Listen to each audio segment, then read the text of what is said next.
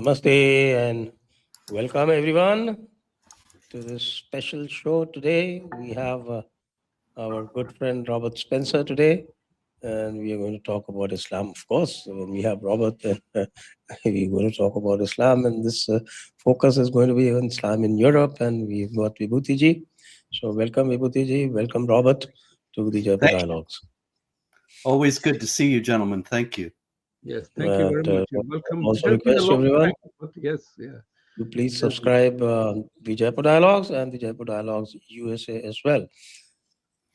So, Robert, how are you doing? And how's the March of Islam in Europe? The March of Islam is doing very well, better than I am. It is proceeding very confidently.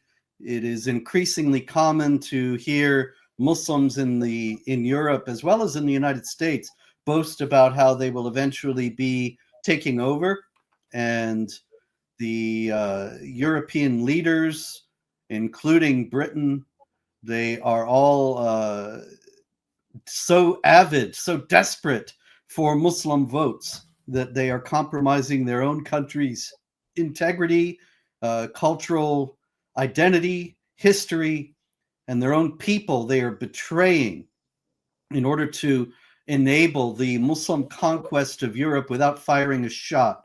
After over 1,000 years of trying to conquer Europe militarily, now the leftist leaders of Europe have handed the continent over to the warriors of Islam without any military action at all.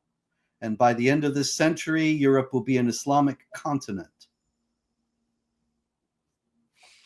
Do you see any pushback at all? Yes. And as the successes grow, so does the pushback. We see the Alliance for Deutschland in Germany, Alternative for Deutschland, excuse me.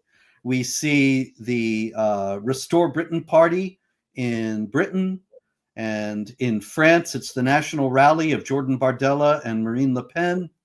In Sweden, they're the Sweden Democrats, although they've been compromised a bit with a taste of power that has led them to dilute their message to some degree. But nonetheless, there are efforts to push back all over Europe. And as the prospect of the actual conquest of the continent becomes more and more of a reality, and more people realize how deeply betrayed they have been by their own leaders, and how much in danger they are of becoming foreigners in their own homeland, there will be more pushback.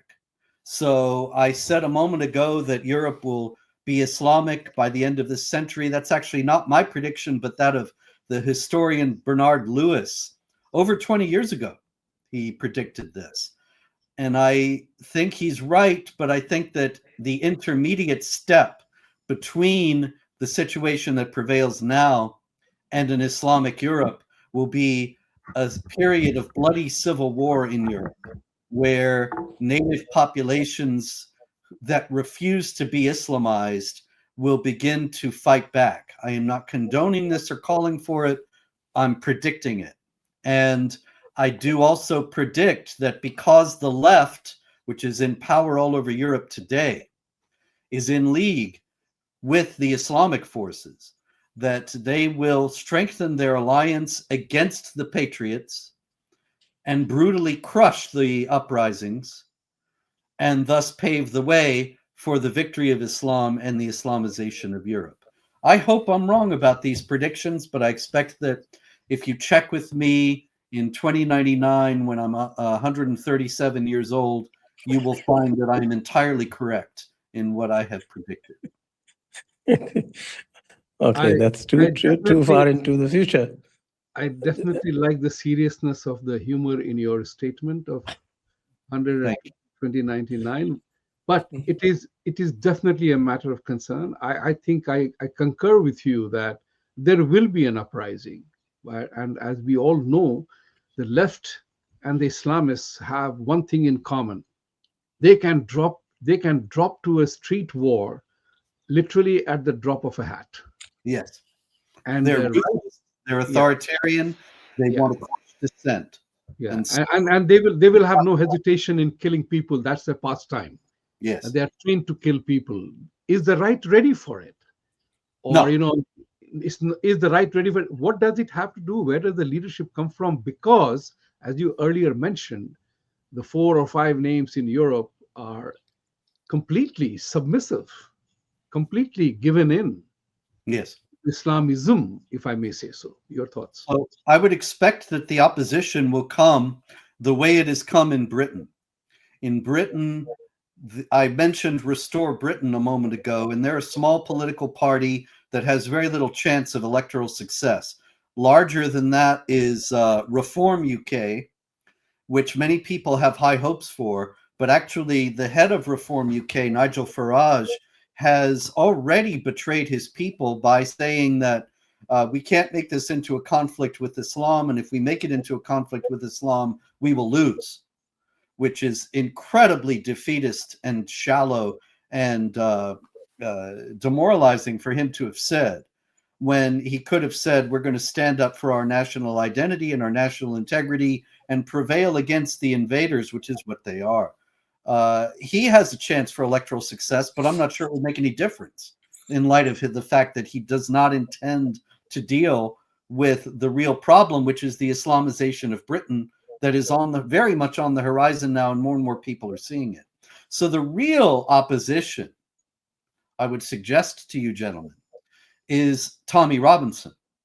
Now, Tommy Robinson is someone I've known for many years. He's a working class lad from Britain who saw, as he was growing up in Luton, all the Muslim migrants coming in in increasing numbers until finally the native population became the minority and the Muslims are in charge. And he didn't want to see this happen to Britain as a whole. But he's not a politician. He's not a polished character. He is a man from the streets. And I suspect that if Europe has any hope for the future, it will come from people like him.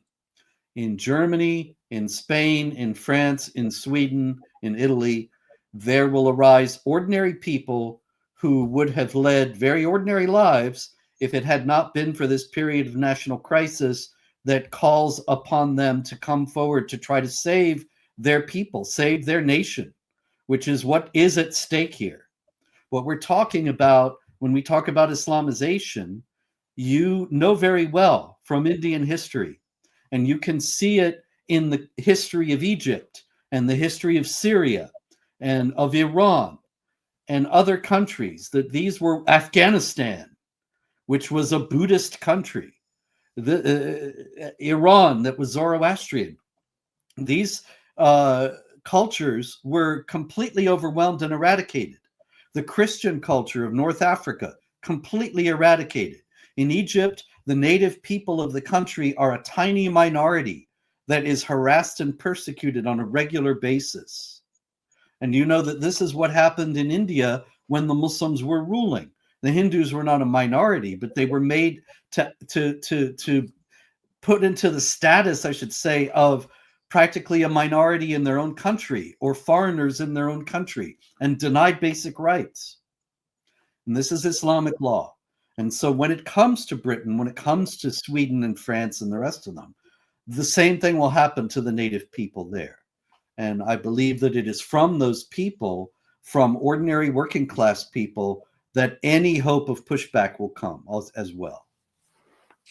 Do you think, Robert, that what is happening in India is in some way a pioneering effort, in the sense that we've seen the pushback start in places where the Islamic population grows to about 15%, 20%.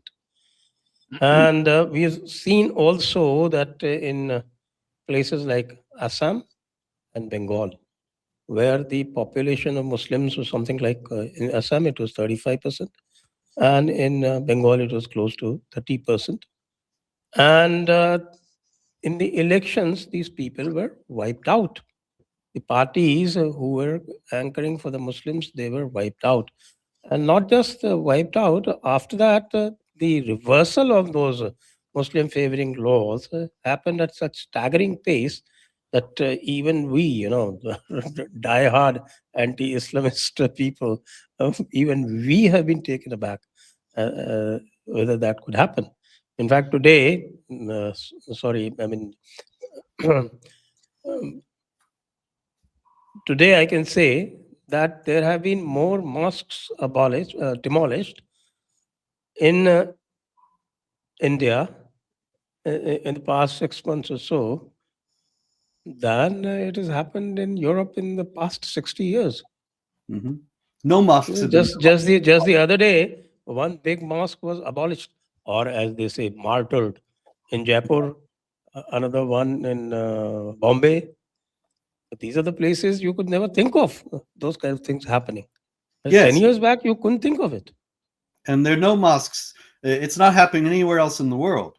No mosques are being demolished in Europe. On the contrary, churches are regularly being burned in Europe under mysterious circumstances where the perpetrators are not apprehended or it's treated like an isolated incident. And yet, hundreds of churches have been torched over the last few years in various European countries, and mosques are being built all over. Also, churches that are abandoned are being turned into mosques. And this is, of course, all part of the Islamization scheme. The mosques in India were built on the sites of demolished Hindu temples precisely in order to show the victory and superiority of Islam over Hinduism. And it's the same thing in Europe, that the churches are made into mosques, or churches are burned and mosques are built in order to show the victory of Islam over Christianity and the superiority of Islam over Christianity. And so India, in pushing back against that and demolishing the mosques, is doing something that's unprecedented practically in the history of Islam. This has not been done virtually anywhere. You have a couple of incidents. Of course, the Cordoba Cathedral in Spain is a former mosque, and there are some others, I'm sure, somewhere, but it's practically unheard of. And people will say when they hear this, oh, you see, Spencer and Sanjay and Vibhuti, they're terrible racists and bigots because they are saying that mosques should be demolished. And Europeans and Americans would recoil at that because they assume without evidence. I'm sorry, I'll just finish this point and then I'll give way. They assume without evidence that a mosque is simply a benign house of worship and anybody who's against it must be a bigot.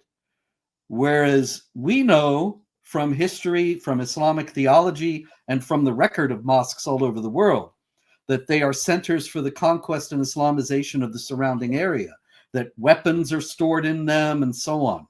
And so to demolish a mosque is to try to defend the native culture and integrity of the identity of the people in whatever land this is happening. And it's great courage being shown on the part of Indian authorities to dare to do it in the face of all this propaganda that makes it sound as if some harmless animal is being killed or something of that kind, that some gratuitous act of aggression is being committed, when really this is a defensive action against an aggressive and intolerant movement. So would you consider the Ram Janmabhoomi an inflection point? Yes, very much so, yes.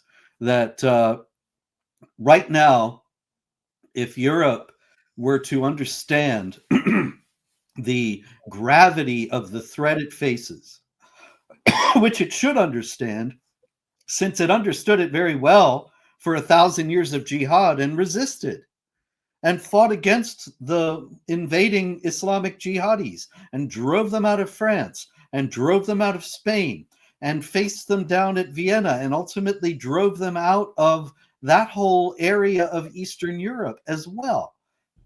I mean, there are Muslim areas in Albania and so on, but the entire Islamization of Eastern Europe was stopped and much of it was reversed. If they understood now that they're facing that same enemy, that ancient enemy that has always wanted to destroy them and has never changed or shifted one bit from that imperative, then they could stand up and defeat this threat now. It still could happen. But if they continue to pretend that any opposition to Islam is just bigotry and racism, and that the people who are calling for that resistance are the problem, then they're doomed. And then we'll see an Islamic Europe fairly soon.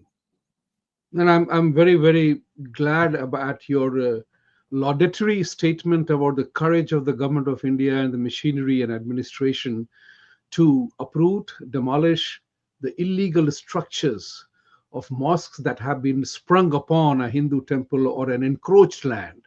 This is a very important distinction to make before the Western leftist Islamist media begins to harp that, hey, freedom is gone, like a religious intolerance in India. That needs to be You're right. all the time. Yes. These two mosques that I talked about, Yes. they were encroachments. That's right. So they make their dargah, they make their places of so-called places. And sorry to interrupt.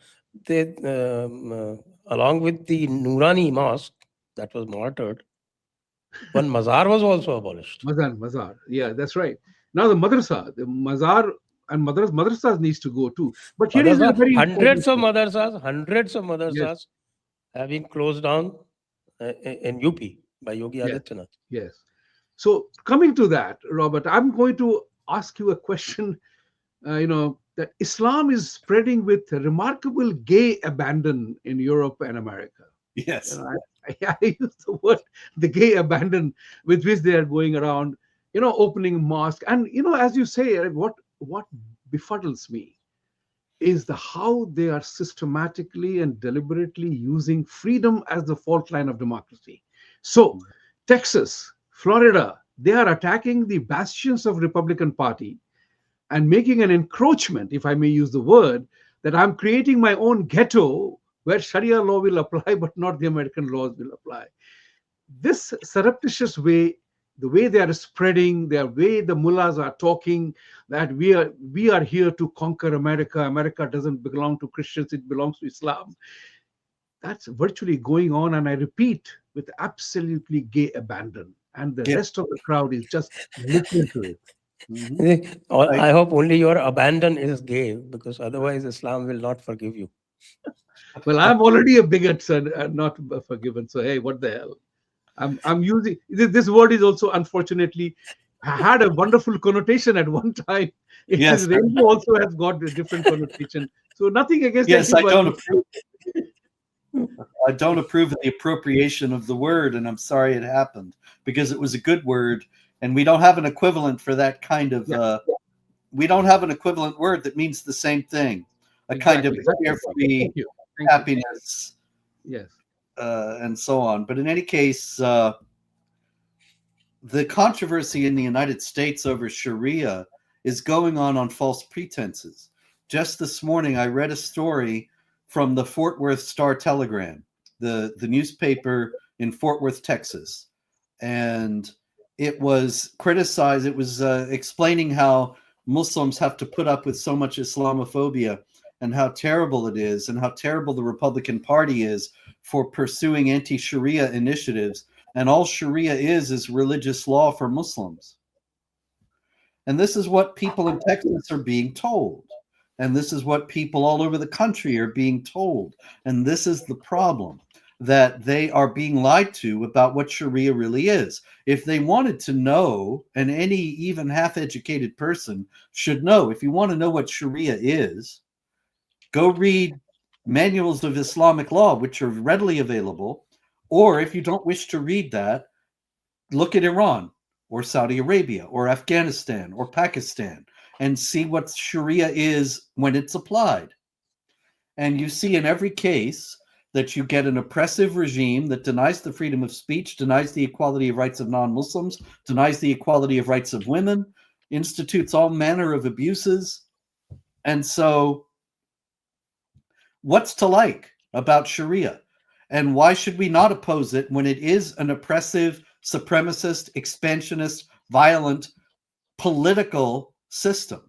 But the people in the United States, and I'm sure this is true in Europe as well, are being systematically and deliberately lied to and told that Sharia is benign religious law that will cause them no harm and has nothing to do with them, really. And so anybody who opposes it is just a terrible, hate-filled bigot. And so the people in Fort Worth, they read this in their newspaper and they think, oh, the problem is people like Spencer who oppose Sharia. Not Sharia. Sharia is great. And this is how they are making their great gains all around the United States, by simply lying to people about what Sharia is really all about. They're lying through their nose. What is sad is that the media is completely captured by the communist and Islamist variety of writers, and they are paid well. They are paid well to spew the venom, as the saying goes. Yes. You don't ever get to know the truth. You read what others are telling you to read. Fortunately, and thanks to YouTube and media technology driven spread of media that has happened, even there the algorithm is played. You must have heard about a few days ago how a Pakistani guy was making a complete plan to dehumanize the entire H-1B practices of hiring in the US as a fraudulent activity by the Indian IT guys. So there is an algorithm management of that going on. There's a Pakistani guy who did that. So these people have understood the game. That's the important part to understand. Whereas we are assuming they are playing a different game. They are not. They are playing our game, defeating us in our own play. Freedom as the fault line of democracy. Yeah, you mentioned that a minute ago, and that was a very important point, that the left is all on board with Sharia in the West, and nobody on the other side, the right or conservatives or whatever you want to call them, seems to have any idea of how to deal with this. And so I testified before Congress in February about Sharia and explained why it was a threat. And all the Democrat congressmen who were present said what I was just explaining about the Fort Worth Star-Telegram, that Sharia is just private religious law, so why is anybody upset about it? And the pushback from the other side was very slight. And this is the problem, that the Republicans, for the most part, don't know any more about this than the Democrats. And those that do are condemned as Islamophobes in the media. So it's very hard to get the word out that this is actually a political system that endangers those who are not adherents to it.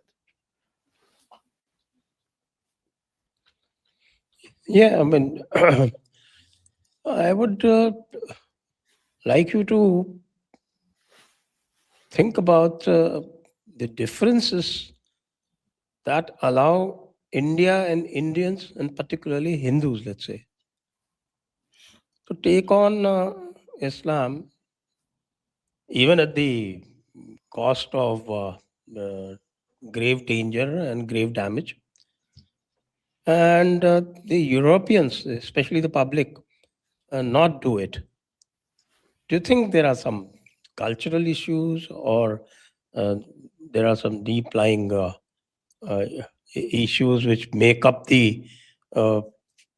up the psychology of the two people? I can only guess, but I would expect that it has to do with the fact that in America today, there's practically no historical memory. People don't have any idea what happened in history and don't think that it's important. And the schools, the quality of education has gotten to be very low. And the schools spend more time teaching about racism and about all the left's preoccupations. And if they teach history at all, it's only from that perspective. Like the founding fathers of the United States were racist slave owners, and that taints the whole founding and the whole country, and that's all you need to know about them. And so in India, I suspect, and you can correct me if I'm wrong, but I suspect that there's more of a historical memory, and people know generally, people out on the street, people who are ordinary people, ordinary citizens, they understand that the Muslim rule in India was disastrous, that the Mughals were oppressive and violent and cruel to the Hindu population. And so consequently, it would seem that there's more general receptiveness to the idea that this is a threat, that Sharia is a threat, Jihad is a threat that we have to face. Whereas in America, nobody knows anything about history, and we don't have a history of Islamic conquest and occupation. And so it's just null and void. People assume that Islam is a perfectly benign religion, and we have two benign religions mainstream in the United States, Christianity and Judaism. And people generally, whether they're religious or not, they know some Christians and Jews, and they're just ordinary people who are not violent. And they might know Muslims, since there's so much migration from Islamic lands now, and they're perfectly ordinary people who are not violent. And so they think this is just another religion, and it never occurs to them that their friends down the street who are Muslims might not be implementing every aspect of their religion, or might not be even aware of it or interested in doing so. But that doesn't change the fact that these supremacist, expansionist, and violent aspects of Islam do exist. And I think that's better known in India than it is here.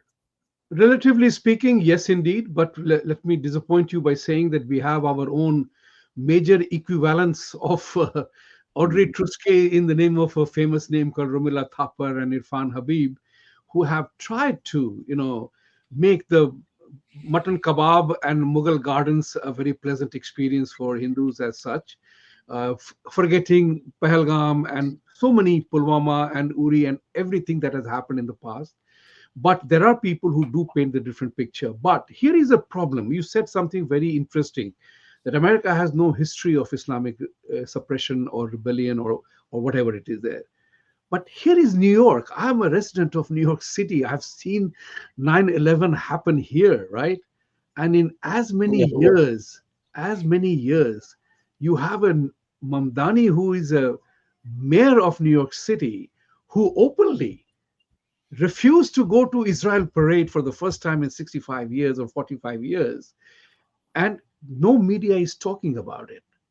He has put together a man who was an advisor or who fought the case for 1993 Islamic blind bomber. And he is going to be a congressman from New Jersey. I mean, what has happened to the American mind? Are we so brain dead, so dull, that we are willing to forgive who we are bending backwards to accommodate a faith that wants you dead, and they are not even hiding that feeling? Yes, we are. And I'll tell you why. The first person responsible for that is George W. Bush. Yes. The president at the time of 9/11. Because remember, it was 6 days after 9/11, on September 17th, 2001, George W. Bush went into the mosque in Washington, D.C., and he was in the company of, among others, Nihad Awad of the Hamas-linked Council on American Islamic Relations, and Abdurrahman Alamoudi, who was the head of the American Muslim Council, very powerful Muslim group at the time, no longer exists. And Alamoudi himself is in prison for financing Al-Qaeda. And so he's standing there with an Al-Qaeda financier and a guy linked to Hamas who had stated openly that he supported Hamas. And what did George W. Bush say in this illustrious company? Islam is peace. And Islam has nothing to do with what happened last week. Islam is tolerant. And I'm hearing stories about Muslim women going out and their hijabs are being pulled off and they're being harassed, and we must not do this. And so immediately George W. Bush, the president of the United States, is making the Muslims the victims of 9/11 and saying they had nothing to do with it and we have to be nice to them. And this became the policy ultimately during the Obama administration, the policy of the federal government. And it's been the constant line of the establishment media ever since 9/11. 9/11 had nothing to do with Islam. Islam is wonderful. Anybody who thinks otherwise is really the problem and is a racist Islamophobe. And so New Yorkers have heard this for 25 years. So why would they think there was any problem with Mamdani being a Muslim anyway? I mean, he's also a communist, and that should have put them off. But that they've elected communists before, and they had no reason not to elect a Muslim because they've been told for a quarter century now about how great Islam is and how it has nothing to do with anything they should want to take revenge for. And the youth voters of New York City, I can tell you, based on my conversation with many young people in their 20s and the early 20s or late 20s, they had no clue about 9/11. Mm-hmm. They did not know. His voter base was not at all aware of 9/11. They didn't care. They thought it was one of the many, accidents and tragedies that happened. And Mamdani encashed on it fully. But important part here is very simple. His plan is different. My take is, and I hope I'm wrong, Robert and Sanjay ji, I hope I'm wrong. This guy's plan is to emasculate New York City, empty New York cities of productive and prosperous Americans, or those people who have done, infiltrate it with his own vote bank, so that New York, you can never win without their concurrence. It's captured forever. That's what he's going to do in the next 4 years. Yes. And if he's not defeated, if some silly Republican comes in and ever contests, there is a chance, because America is still not communist. But the point is, he is going to empty out New York City, his housing plan, his taxing the second home plan. All those are driven to empty out the productive and prosperous people from New York City. Sanjay ji, yes, go ahead, please. Yeah, I mean, I'm just adding to your point, and we'll go to Robert after this. What you're suggesting and what Mamdani is doing is precisely what Mamata Banerjee was doing in West Bengal. Exactly. But within a day of her defeat, that whole plan was overturned so spectacularly that people are talking about the Muslim population going down in Bengal by about 10% within a month. Yeah, they will all go back to Bangladesh. Yes. Where they came from. They live. No, Robert, for your information, a few days ago, 20 to 22 MPs belonging to Mamata Banerjee's TMC, they have said that we will support Modi government, NDA government from outside, because BJP has for once taken a right decision. I hope it stays, that they will not admit TMC rebels in the BJP. I think that is the greatest act of wisdom they have shown here, instead of allowing the ex-congressman to come into that. Your thoughts, Robert? Go ahead. Yeah, Robert, just before you start your reply, there's a saying, there's a very famous saying in Hindi. It says, Bhaya bin hoy na preet. It can be roughly translated as that there is no love without fear. So I think that's coming to roost. That's interesting. Are you familiar with Machiavelli? Yeah. Niccolo Machiavelli. He was he was an Italian Renaissance writer who wrote a manual for governance called The Prince, in which he said it is better to be feared than to be loved. Yeah. So it's interesting. I'd have to think about that. There's no love without fear, or it's better to be feared than loved. Now that Robert. This is from a religious scripture, okay? Yeah, this is from very religious scripture. Oh, yeah. They're very ancient scripture. Yeah, and another thing, very, very important. Just the other day, Daily Mail wrote that the concept of third eye, that Lord Shiva, Bhagwan Shiva's third eye, is true and it is possible in certain conditions. So that's what I say, that now the West is accepting that there is certain value in certain concepts that we have entertained, believed in, for one reason or the other, whether it's yoga, meditation, pranayam, and third eye. These are our concepts, and it is getting currency. It's time for Hindus to begin to say, hey, that's true. Let's do that. Let's teach Bengal to you, Europe. Well,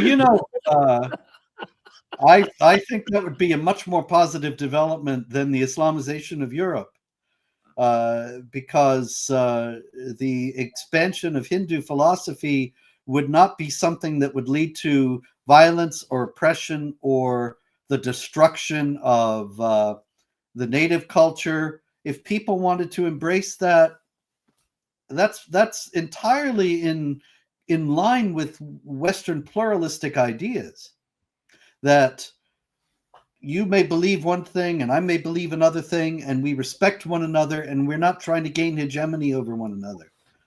Islam is another story altogether, and a lot of people don't understand this is the real problem.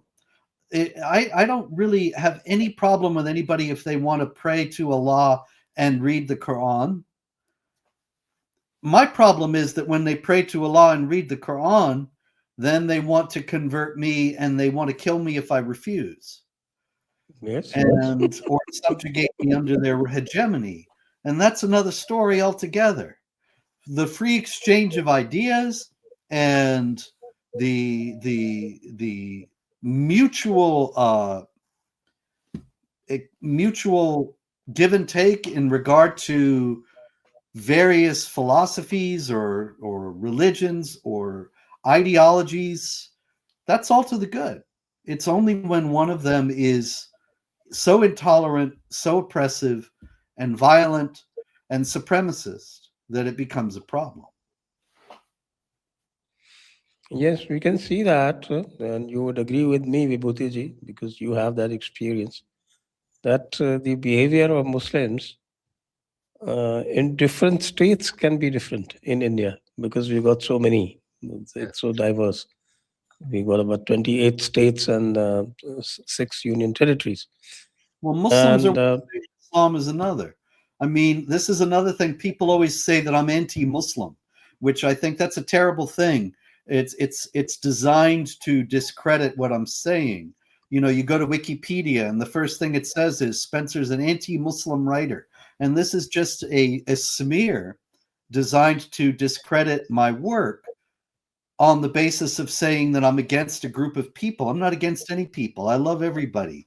But the fact is that the ideology of Islam teaches that I have, and you and I have to be subjugated and denied basic rights so that they can have hegemony. And so I am against Islam, yes. But Muslims and Islam, it's not exactly the same thing. And any given Muslim may be a wonderful person who has nothing to do with the noxious and violent aspects of Islam. But that can only be determined on an individual basis. And to say that to oppose jihad violence and Sharia oppression makes you against Muslims, it's like saying that to oppose Nazism makes you against Germans. It's ridiculous. I was on a different point, actually. Because when I said Muslims, basically I meant the clerics. I was Yeah. actually going to refer to the clerics, because that's a different beast altogether. Oh, yeah. So we have seen that the behavior of the clerics, of course, they're very honest to their Sharia. And it tends to be very different in different locales in India. So there, if there's a favorable government, say as in Telangana, this is Hyderabad, they behave very differently. In Bengal, just till the other day, they were behaving very differently. Today, they are behaving very differently. The clerics, they're giving different interpretations. Can you imagine? They issued a fatwa against cow slaughter.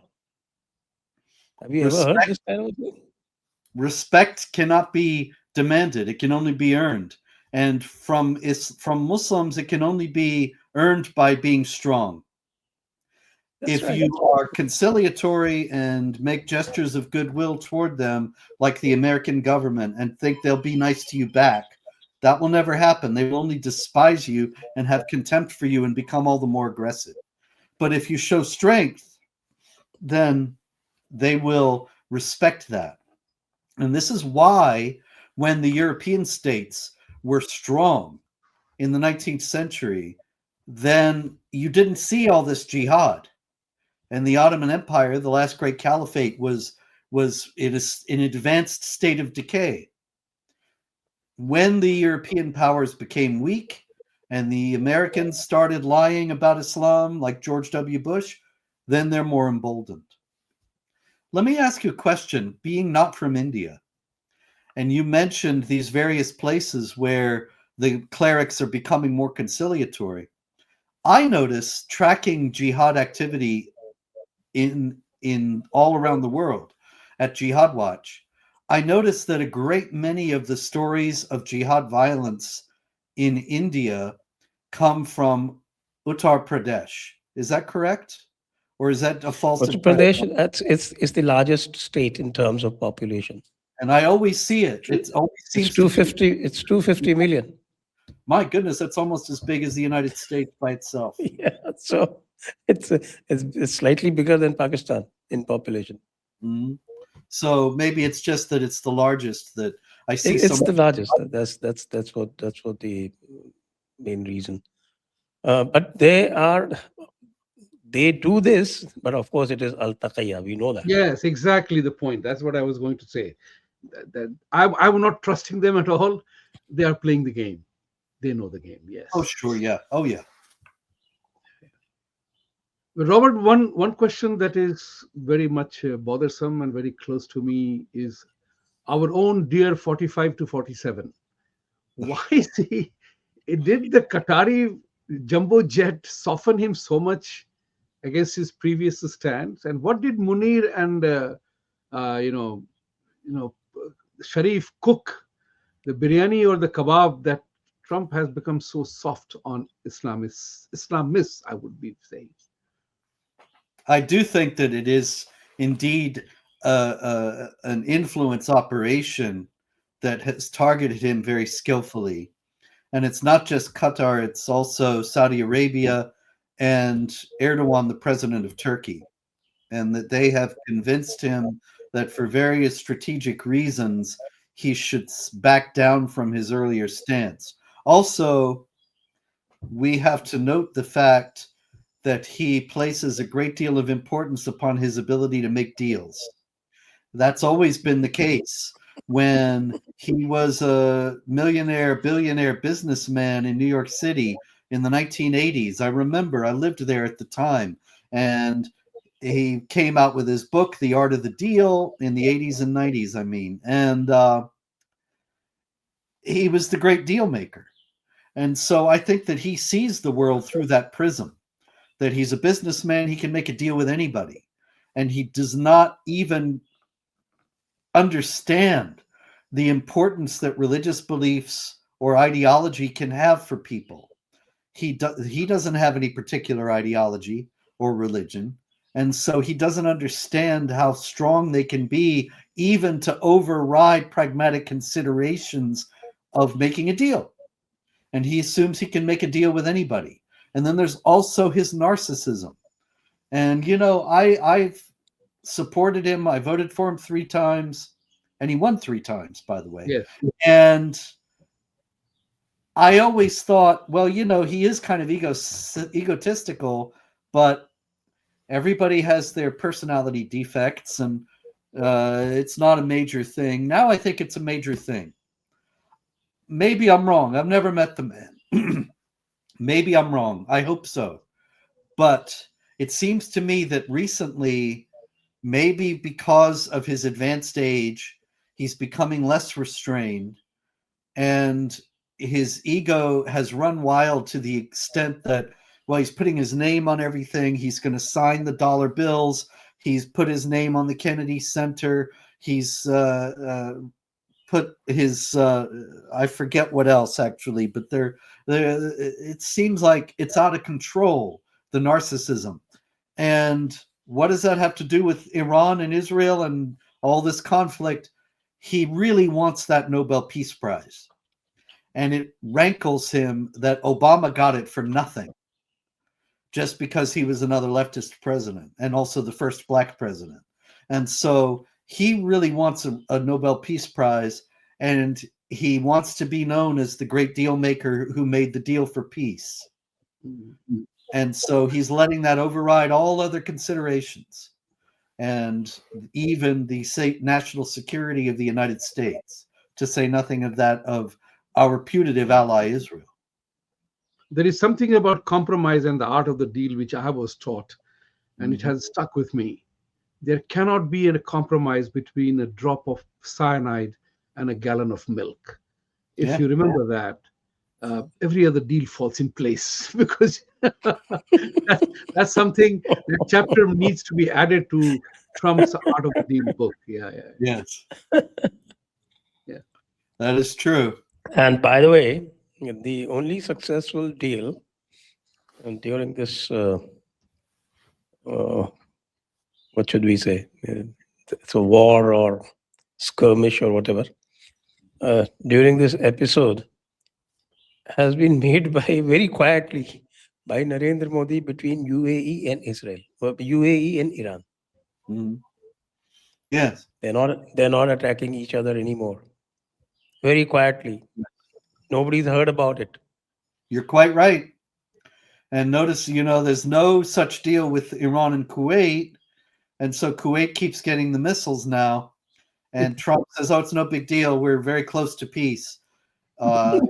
Makes me wonder if he even has a full grasp of reality at this point.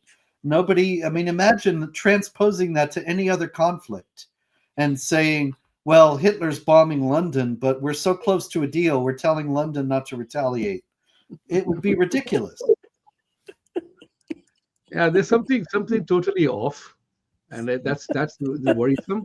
But here is my one final question that I will have from you again is that, do you see this Iran-US skirmish war or a tug of war or a battle of wits something to do with the 21st century version of jihad versus crusade? Oh, yeah. Oh, yeah. Well, it's very much a jihad from the standpoint of Iran. They've made that abundantly clear. And this has been something I've said on 100 shows and written in 100 books. And I keep repeating it. And I don't think anybody really understands its import. I must not be a very good communicator because I can't get this point across. And I'll say it one more time. In Iran, if you read about what they say about America, what the late Ayatollah Khamenei said about America, what the leadership now says about America, what they've said about America all through the years, it's all about Islam.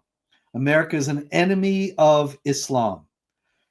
The founder of the Islamic Republic, the Ayatollah Khomeini, he wanted to export the Islamic Revolution.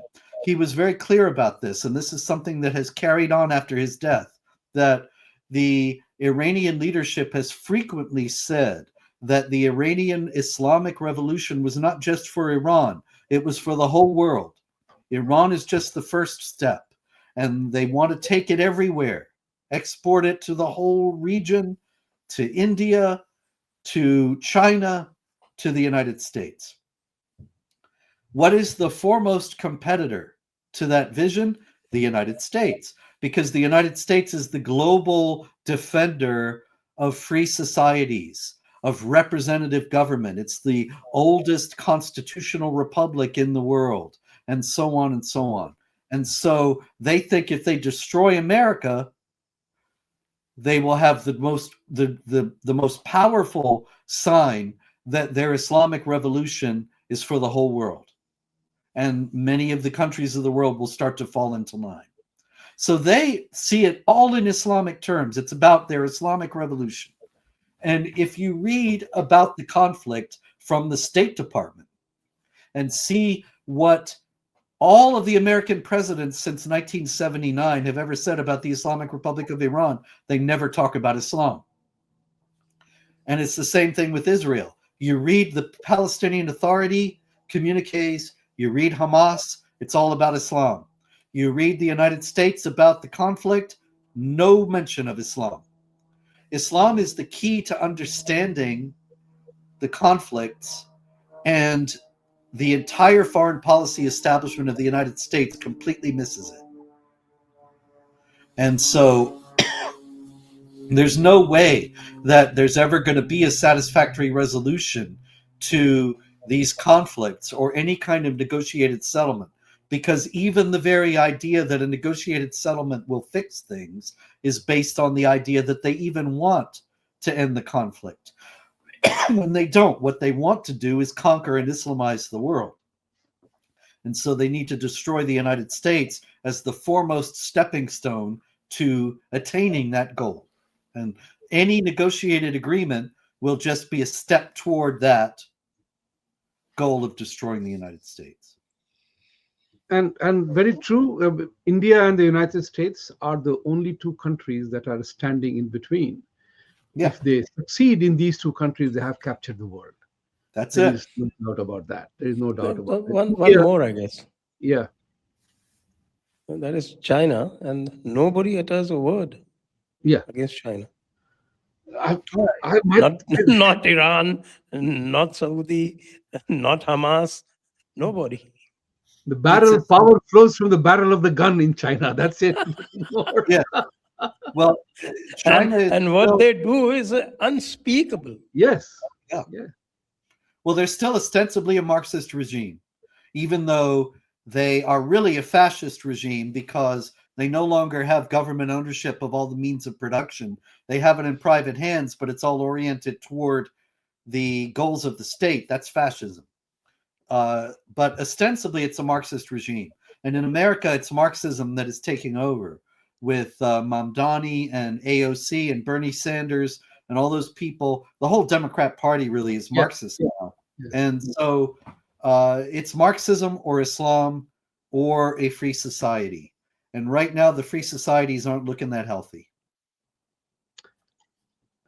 I think Prime Minister Modi must take the leaf from. Somebody asked me this question: why is India like the way it is? Why can't it do like China? I said, well, Modi has to do one thing. He has to declare himself Prime Minister for life, put all prisoners behind bars, all the opposition people behind bars, all the press people in one corner, and tell everybody my way or highway. That's it. He doesn't care for human rights violations, right? Yes. And nobody talks about it. Because China did something very smart soon after the collapse of USSR, they got into every single American household. Whether Yes. your suit, your tie, the 9/11 memorabilia, or the glass, something is made in China which is in your house. Yes. And you can't let it. So China got into every suit, pant, and shirt of America, skirt, blouse, and everything else. That was thanks to Bill Clinton. Bill That Clinton was the one who signed the trade agreements with China that destroyed American industry, really destroyed the United States as an economic power, and gave all the economic power to China. And we're still Bill paying. Clinton has also the dubious credit of destroying American banking system by removing Glass-Steagall that nobody talks about. But that's where the banking world went topsy-turvy when he removed the Glass-Steagall Act. That's a chapter which I said then, I believe now, and now people are now talking about it. Yeah. And he also taught us that to understand the difference between what is. Yes. There is no relationship between him and that woman. Yes. So is the America going to be inevitably Marxist? Is America going to be inevitably Islamized? Was that the question? Marxist, he said. Oh, is it going to be inevitably Marxist? Well, I don't think anything is inevitable, but right now it's really come down to that if the Democrats win in 26, if they win in 28, then they will continue to implement the destruction of the freedom of speech and the destruction of America as a free society that started under Biden. And ultimately, that is for a Marxist goal. They hope to use the Muslim groups as coalition partners in that. And I think that they think then that they will be able to cast them aside when they don't need them anymore, and that they're likely to be in for the fate of the communists in Iran who allied with Khomeini and thought they'd be part of his government. And instead, when he took power and established the Islamic Republic, he had them all imprisoned and killed.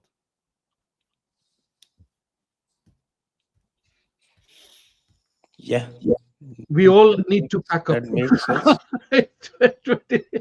And go where? You are invited to India. Thank you. I may well be knocking on your door. Actually, I have one explanation of what goes on in India. And you talked about historical memory and Americans losing, Americans and Europeans losing hold of their historical memory. Mhm. Actually, if you look at India, then from time immemorial, we have had an oral tradition. And if you look at the Vedas, they were communicated for thousands of years without with perfect intonation, with perfect text orally. Mhm. So that oral tradition is very strong, very Yeah. strong. And in spite of all the brainwashing that happened immediately after independence, in fact, it started in the 1850s, all the brainwashing that happened with regard to Islam. Nobody quite forgot what the Islamists had done to us, what the Islamic rulers had done to us. And there's Nobody quite forgot. nothing like that. And with the internet, it's all coming out. In fact, such a tsunami that all that brainwashing texts, they are all completely abandoned, completely Yeah. blown away. Well, it's a very difficult situation because the educational system is in such dire shape here. It's not an easy fix to say we will start to teach history again and restore the historical memory. It's going to take generations. And I don't know if we have that much time. Talking about education is a very stern warning Robert has given to all the audiences here today. I want you to also remember, you do not, parents particularly in India, you do not need to spend $90,000 a year plus tuition and plus living expenses to learn about liberal arts in America. Don't waste your time. Just don't waste And money, and money. money. Yeah, big money. And at least 90,000. Even if you can afford it, calculate your ROC and ROI. You're a smart guy to have money. Make sure you do a proper calculation. Times are different. Then, now it is different. So be aware of that. It's a warning to American Indian parents and students, and it's also a warning to Indian government to create educational institutions and environment in such a way that children are not pressured to sell their shirt pant to come to or go to overseas to study. This is very the concomitant is very important as well. That Yeah, effort also needs to be made. especially in America now. You know, it might be one thing to study something in the sciences or technology. That might still be worthwhile. But you mentioned liberal arts, and my goodness, you want your children to become communists? Then sure, send them to American university. And pay $96,000 for that. Yes. Yeah. And this is the other part. $4,000 discount. Yes. Yeah. And the other part which I also wanted to add here is that government of India must not let American universities teach their liberal arts education in India. That would be a total destruction from within. Absolutely. It's all Marxism now. It's very dangerous. It's poison. It's poison in the United States. It's poison in India, anywhere else. Yeah. Quite right. So shall we call it a day? Yes. With that, I think we can ring the curtain. And thank you, Robert, and thank you, Vibhuti Ji. Thank you so much for being here and sharing your thoughts with us. Thank you all. A very, very good night from here. Thank you.